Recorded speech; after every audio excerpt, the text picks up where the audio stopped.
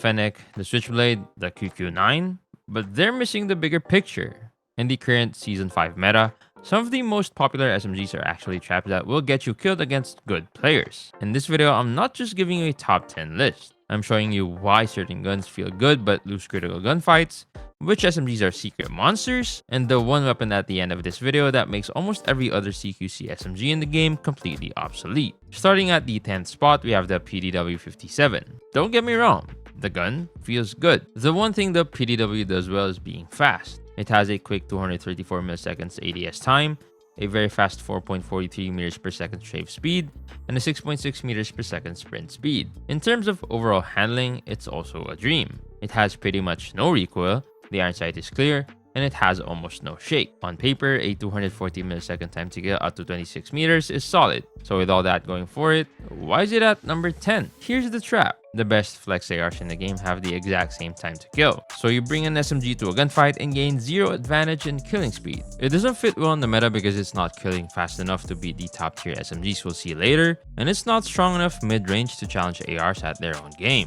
It's stuck in the middle, and in this meta, the middle gets you killed. Next up at number 9, the PP-19 Bison. In some ways, it's similar to the PDW. Great mobility, the best overall handling you could ask for, and a massive magazine. But it has a critical difference.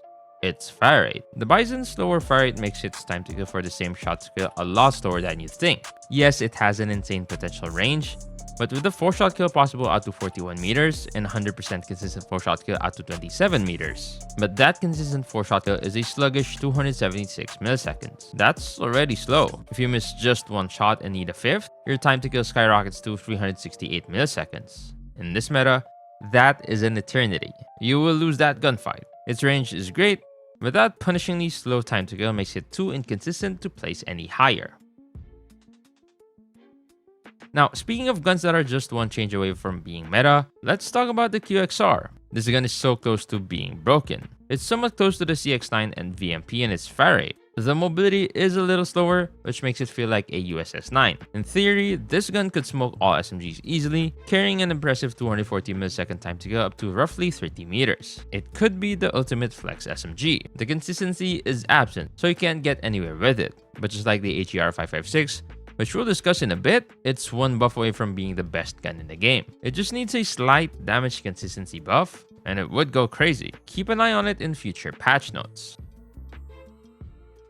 At number 8, we find the CX-9 Full Auto. It's a solid gun, but it falls just short of being extremely good. It has a good time to kill range of 23 meters, offering 290 milliseconds of time to kill, and a really good 232 milliseconds time to kill up to 13 meters. Its 3.8 meters per second strafe speed is good, but here's the crucial problem, and the reason it's this low on the list. It's been completely overshadowed. It wasn't already the best choice compared to the Fennec, but now with the VMP in the game, which is as stable, faster, and more consistent, you definitely have better options for the exact same role.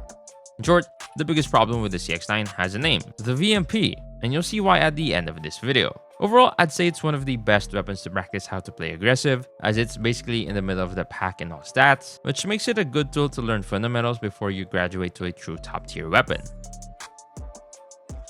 Before we get to number 7, I have to mention the AGR556. Long-time players will remember when the Peacekeeper had insane damage and mobility, but was held back by brutal recoil. The AGR and the Peacekeeper were almost identical weapons. Now that the Peacekeeper got buffed, the AGR556 stands alone. It's basically the last weapon left in the game where the skill ceiling is almost infinite, but climbing up there is almost impossible for most players. It's a flex AR disguised as an SMG. If you can't control it, it's a monster. But for 99% of players, the gun is basically useless. Nonetheless, just like the Peacekeeper before, if the AGR556 ever gets a recoil buff, get prepared to see it everywhere. Now we enter a totally different vision of the aggressive SMG.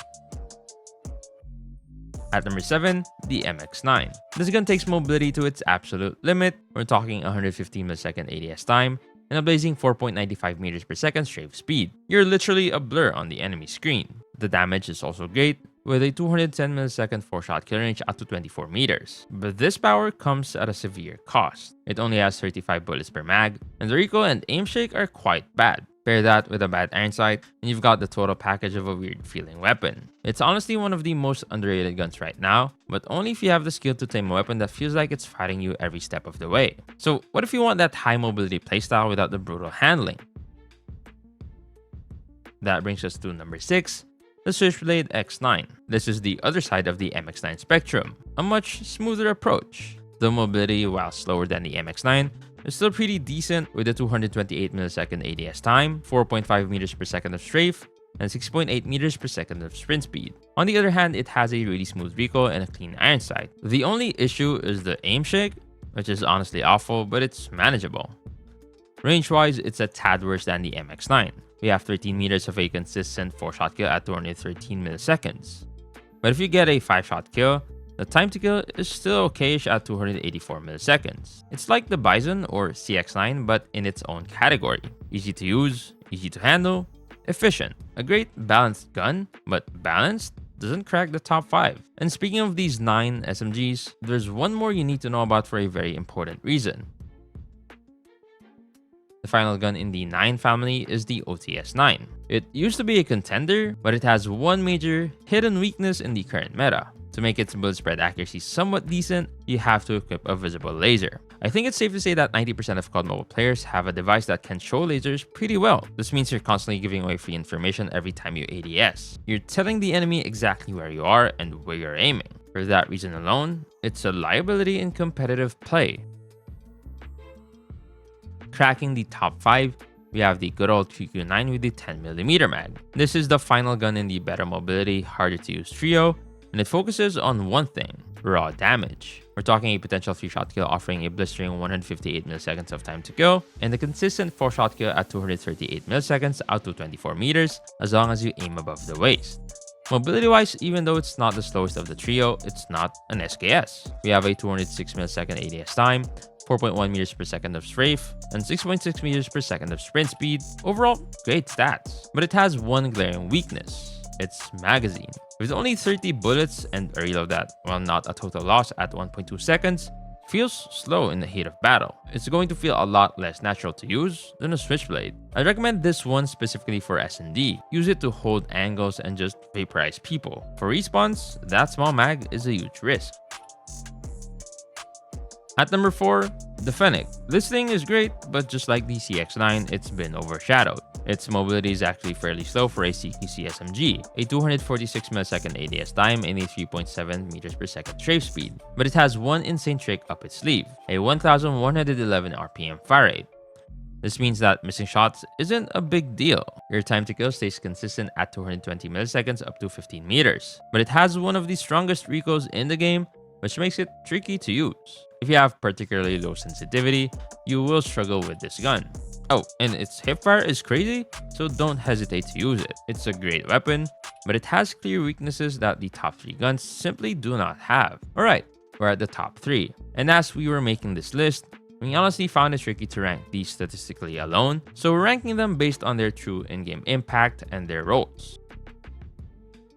In third place, the CX9 Burst. If you've been grinding stage 2, you might see this gun in S&D more than your own family. For Search and Destroy, Frontline, or TDM, it is a delete button, but you have to know what you're getting into. You only have 12 bullets per burst mag. That means you absolutely have to run the overkill wildcard and pair it with another gun. And third, you only have 48 bullets in reserve. You can run out of ammo within a single round of S&D, which is why having that second main weapon is critical. It's a specialist tool for taking 1v1s, not a versatile primary. Incredibly powerful, but very limited.